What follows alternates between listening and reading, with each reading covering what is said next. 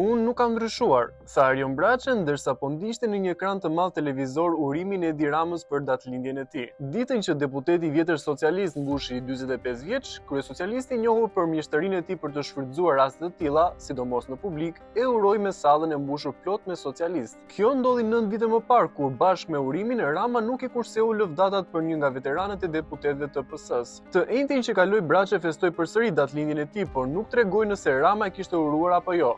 Megjithatë, këmbgulin e opinionistëve dhe gazetarëve që pati përballë. Duke i qartë se kishte një lloj bezdije me këtë pyetje si dhe shumë të tjera bezdi që e shprehu po aq qartë dhe gjatë videos të 9 viteve më parë. Ende pa mbaruar urimi i Ramës për të, ai ktheu kokën në krahun tjetër duke thënë vetëm, unë nuk kam ndryshuar. Një aludim i qartë se ishte Rama personi që ka ndryshuar në raport me Braçen dhe jo vetëm me të. Gati një dekadë më parë gjërat nuk ishin ndryshe. Kalkulimet politike gjithashtu ishin ndryshe. Deputeti i rregullt socialist që nga viti i largët 1992 nuk kishte ambicie, nuk ishte aq grindavec, e për më tepër nuk kishte ndonjë ambicie ekzekutive apo politike. Përgjatë 9 viteve Braçe gjeti dhe përqafoi një rol tjetër. Ka qenë më kritik sa në disa raste është konsideruar si opozita vetme brenda mazhorancës, më protagonist me kritika të shumta sidomos për ministrat përgjegjës për bujqësinë dhe fushat të ngjashme. Këto vite është parë më shumë në terren, më afër elektoratit të tij, shpesh duke akuzuar, kritikuar qeverinë dhe duke propozuar ligje në favor të qytetarëve shqiptar. Në një parlament që shpesh ngjan me një pavion me mecesh, ai është deputeti që ngre zërin, reagon, përfshin në debat, ngre shqetësime dhe kauza.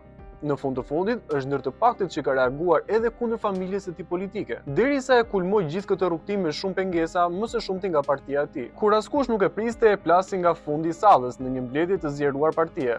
Dua të kandidoj për Bashkinë e Tiranës, tha Arion Braçe. Duke vetë ofruar si kandidat ai goditi dhe më tej. Problemet nuk po gjejnë zgjidhje, nuk mund të vazhdohet më kështu. E kishte për bashkinë më të madhe në vend, por dhe për partinë, e cila deri tani e ka një kandidat zyrtar për Tiranën, shpallur nga vetë kryeministri Edi Rama përpara se gjykata kushtetuese të anulonte zgjedhjet për bashkinë e kryeqytetit. Por për ç'është probleme dhe zgjidhje flet Braçe?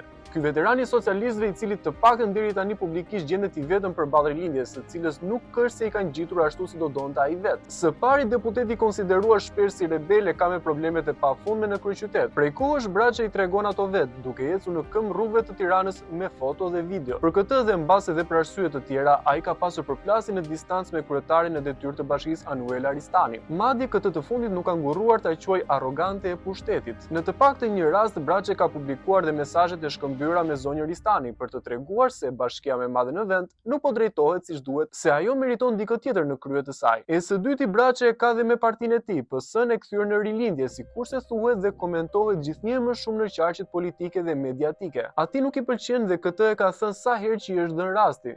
Mënyra si rilindja dhe rilindasit i trajtojnë hallet e njerëzve. Braçe guxoi më shumë kësaj radhe. U tha troç, duke hedhur dorashkat aty në mes të mejdanit të rilindjes.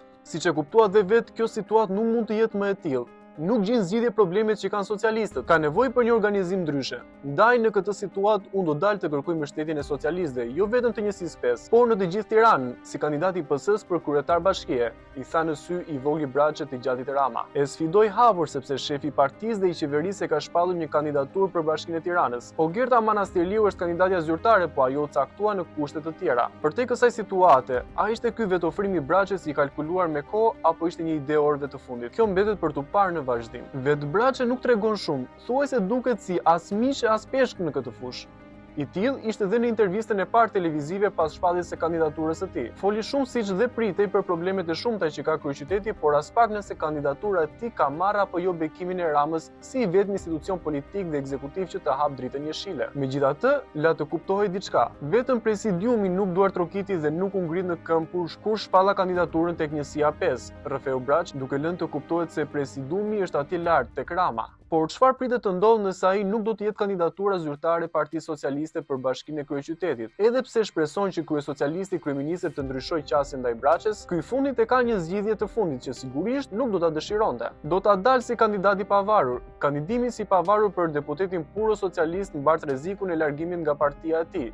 duke vullosur një herazi dhe ndarjen e tij nga rilindja që ka emrin PS. Nëse kryeministri Rama do të vazhdojë të mbajë Ogerta Manastirliun si emrin më potencial dhe preferencial për garën e kryeqytetit, fundi politik i Braçës nuk do shumë për të kuptuar. Edhe nëse kandidon si i pavarur, vështirë që pa një sigël mbështetëse Braçë të marrë votat e duhura. Madje mundet që votat e tij as do të gërvishtin rilindjen, sepse pavarësisht pretendimeve të tij për vota të shumta nga njësia 5, ku në zgjedhjet e 11 majit siguroi mbi 23.000, kjo nuk do të thotë se pa sigël politike nga pas janë të gjitha votat e tij. Sado që e duan, sado që e mbështesin për të qenë qytetari numër 1 i kryeqytetit shqiptar, në fund të fundit një pjesë e madhe votuesve janë militant. Ata dinë ku të shkundin votën e tyre. Megjithatë, deputeti rebel ka shans për ta fituar kryeqytetin, me një kusht, vetëm nëse merr bekimin e Ramës. Në të kundërt, ai ka hyrë detit në këmbë, një deti të thellë, jo si ai i Divjakës.